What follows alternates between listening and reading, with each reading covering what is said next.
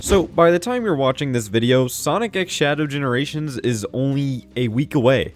Well, a week for like Digital Deluxe owners, but still a week away. In a week, everybody that owns the Digital Deluxe version of the game will be able to play it fully. So that's very exciting. And it's just kind of crazy to think about how far we've come. This whole release cycle, the whole hype cycle, started at the beginning of this year, back in like January, I'm pretty sure, when the game was first announced at the State of Play. And I remember even before that, I don't know how long before that happened, but I remember there were like rumors going around on Twitter that there would be a Generations remaster with new Shadow content, and I was kind of mixed on that at first because I didn't really want a Generations remaster, and I didn't think it really needed a remaster since it already had a PC port, and I was like, why don't they just, you know, make a Unleashed remaster or a Adventure 1 and 2 remake? You know, there's so much more they could do. But, you know, remastering Generations, I guess it did make sense for the business side of things, but as for what fans actually wanted, I don't think many people wanted a Generations remaster. But then the State of Play happened, and I remember my reaction to it was the Generations part looked exactly the same as it had always been, right? Like, nothing has really changed. It's just the same Generations, which now we know it's not exactly the same Generations, but we'll get into that in a second. But yeah, it just looked like the same Generations we all knew and love. And I wasn't really too crazy about that, right? Because again, I didn't really think Generations needed a remaster. And since the game from this trailer looked the exact same, you know, that just kind of solidifies my point there. But then they showed the Shadow stuff, and looking back on this trailer now, yeah, this was we had no idea the scope of Shadow Generations. We saw like 2 levels, well, really 1 level. It was only the Space Colony Arc level that we saw, because as we know now, this Radical Highway City area is within the Space Colony Arc level. But yeah, that's the only level we saw, and we saw a little bit of the Bio-Lizard boss fight too, and I thought it looked cool. I thought it looked really cool. One takeaway that many people had from this trailer, though, was like the Shadow stuff doesn't look that good gameplay-wise. Like, there's a bunch of straight lines, and it just didn't look too fun, right? But, you know, I was just, when all those arguments were being brought up, I was just like, alright, you know, let's just wait till more footage comes out. I'm sure it will get better, you know, all of that good stuff. But we didn't get really anything else until 5 months later, when Summer Game Fest happened and we got the actual, like, full second trailer for the game. And it's crazy. It's really crazy how long that time, like, how quickly that time flew by, right? Because watching the State of Play, I remember watching it and being like, oh man, this game doesn't release until later this year. Like, that's such a long wait. And we're already here. But yeah, again, the Summer Game Fest, it came up so quickly. And already Summer Game Fest was what? 3 months ago now? No, shit. 4 months ago. Summer Game Fest was 4 months ago. That's insane. Anyway, Summer Game Fest. So we saw another trailer, and it answered a lot more questions, I think, right? We got to see more footage of both Sonic Generations and Shadow Generations. But not only that, we also got a ton of footage from the demo that was at Summer Game Fest, and we got more info on the website. And it was like, okay, so we're finally getting more info about this game and what exactly it's going to be. So what we learned from the Summer Game Fest trailer was that, you know, there was new zones shown off for Shadow. We had Kingdom Valley and Rail Canyon, and, you know, I was super hyped for Kingdom Valley.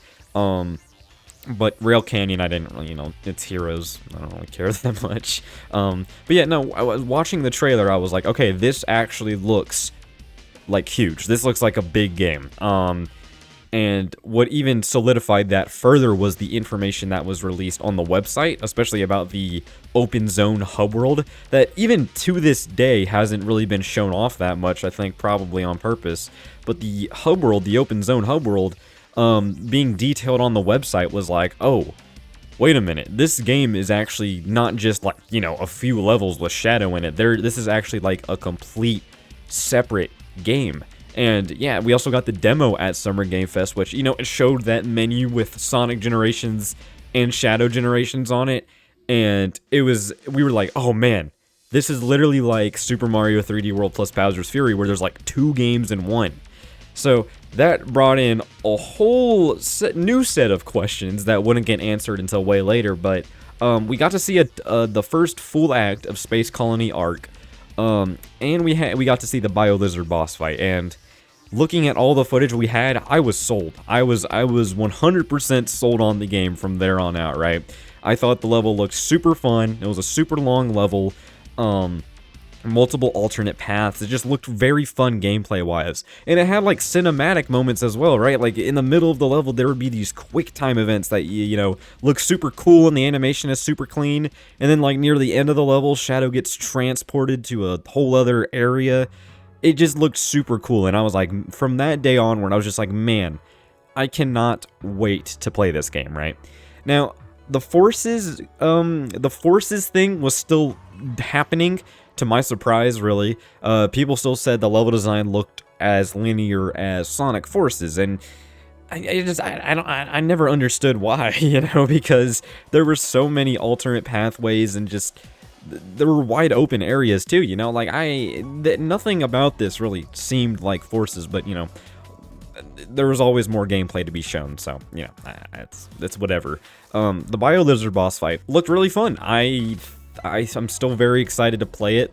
I think a lot of it is carried by cinematics, though, from the looks of things, you know.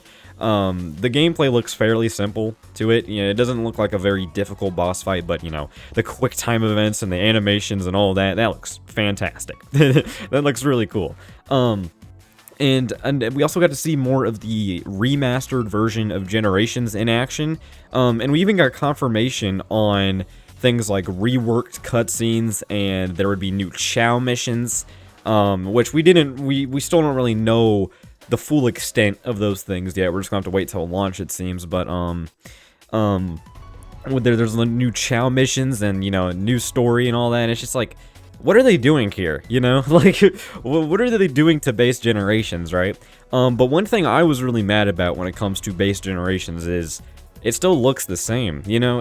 For a remaster of a game, you know, it still doesn't really look that improved when there were still improvements to be made, right? So, I'm still waiting to see how that plays out. But one of the most notable things about the demo that we saw was there was new moves for Sonic, like the drop dash, which, you know, that was to be expected for classic Sonic at least, but modern Sonic, can't say I was expecting that. Yeah, so modern Sonic and classic Sonic having the drop dash is pretty cool, I guess. But the controls were also different. This is in both Shadow Generations and regular Generations now, that the controls are like Sonic Frontiers, where you pressed R2 to boost, you know, and you press the X button and the square button to homing attack, you know. It's like Frontiers, which makes sense. I mean, going forward, this is probably the control scheme they want to go for, so it makes sense. And, you know, it was also confirmed that there would be a legacy controls option, so for those of you who have been playing Generations for a while, shouldn't feel too different with that legacy controls option. But yeah, that's pretty much wraps it up for Summer Game Fest. We didn't get any other info until the Doom Powers trailer dropped, I think it was like a month or so ago now, that detailed only Shadow stuff this time, but it was with the new Doom abilities, and I was like, okay, so these are like this is the main gameplay gimmick of Shadow Generations. We gotta look at Shadow with the wings in a previous trailer, but this was what the main, you know, sort of gimmick of Shadow Generations was, right? And, you know, I still think they look like a lot of fun, right? We got the Doom Surf, the Doom Blast, Doom Spear, and the Doom Wings. All looks very fun.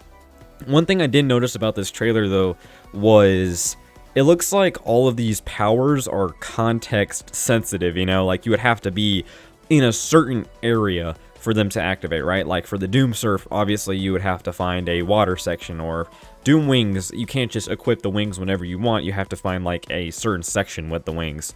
Same with, you know, Doom Morph and Doom Blast, you know, you have to find an enemy, whatever. It's all the same stuff. You know, that's fine. I'm fine with that, you know. It's not like the wisps and colors where you could just kind of use them whenever you want, but even those had, like, moments where, okay, you could tell this section is made for this wisp, you know, you can't use it anywhere else, and that made sense, but you could at least use the powers, you know, but no, that's not how it is in Shadow Generations, and I'm fine with that. Another thing about the Doom Powers trailer is they revealed Sunset Heights from Sonic Forces and Chaos Island from Sonic Frontiers, to be included in the game as levels. And you know, man, back then I was like, okay, so what story-wise, what's going on here, right? Because I thought Shadow Generations was supposed to take place at the same time as regular Generations, right? So how are there levels from the future here?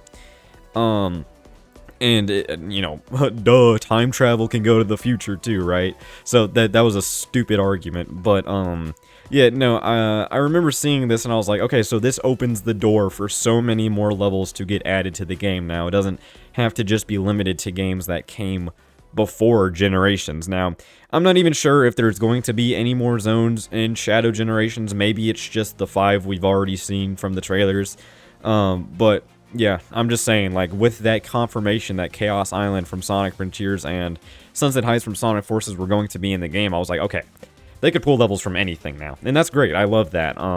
It doesn't even have to be a game Shadow was in, necessarily, and I thought that was a great thing to show us, because it just showed that, okay, you can, not to make your expectations go too high here, but you don't have, when you're making your zone predictions, you no longer have to just follow those limitations of whether Shadow was in the game or not. It was cool.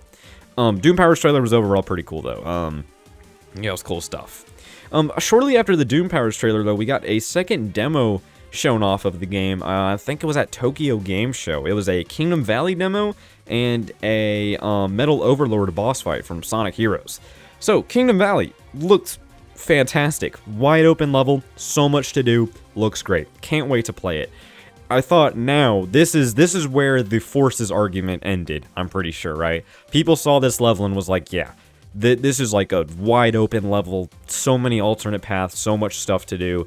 There's no way anybody can make the Forces argument anymore, right? So yeah, that was that, and that's really all my thoughts on how it looks, other than the fact that it just looks fun, you know? We got to see more of the Doom surf ability in there too, and the whole context-sensitive thing was becoming more apparent, if it wasn't already that apparent, you know what I'm saying? Then we have Metal Overlord, the boss fight. Now this one looks a little more on rails than the BioLizard boss fight does, and you know, I think that's fine. It's okay to have a boss fight that's like automated. I think that's okay. Still looks fun though. It still has that cinematic feel that the other bosses had. I just remember there were certain people who were like, where is this, right? Is this Network Terminal from Sonic Forces? And I was just like, no, dude, there's no way. That wouldn't make any sense. And then it was confirmed later on that it was like the ruins of Final Fortress from Sonic Heroes. Just thought that whole thing was a little funny. And that brings us to the story trailer. That is the last trailer we got, and it's most likely going to be the last trailer we're going to get until the launch trailer, right? So this story trailer showed us a lot about the story. It showed us that Maria and Gerald are actually very involved in this game's story. And it showed us a little more about Black Doom and why he's here. Showed us a little snippet of like what the final boss is going to be with the weird Doom sphere thing. I don't even know what it's called, but I mean, I'm assuming that's the final boss. And it just showed us a lot of things, including Mephiles, you know? Mephiles is a boss fight in the game, and that was my #1 hope for this game after they showed off Metal Overlord. Actually, you know what? Fuck that. Ever since the game got revealed, I was like, okay, if this is going through Shadow's past, they need to have a Mephiles boss fight in here. It would feel incomplete without it, you know? So Mephiles being in the game, such a win. I am so happy they did that. And that is definitely probably going to be the highlight of the game for me when I eventually do play it. But after the story trailer, that was pretty much all the info we got for Shadow Generations, right? There was still a lot of mystery to the game, including the open zone. We did not see much footage of the open zone at all. And I feel like they did that on purpose. I feel like there's going to be some aspect of the open zone that they're trying to keep a secret from us, you know? That they're not going to show us until launch. And, you know, I'm a big fan of that. I can't wait to play it.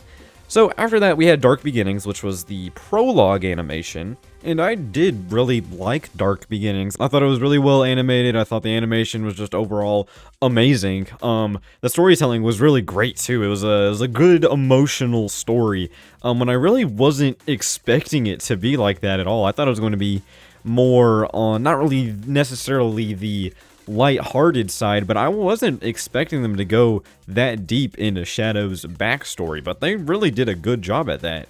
And they also did a really good job at tying things together to the overall story of Sonic X Shadow Generations, and especially connecting Shadow Generations to the base Sonic Generations, which before then, we didn't really know how that was going to work. So yeah, cool stuff all around.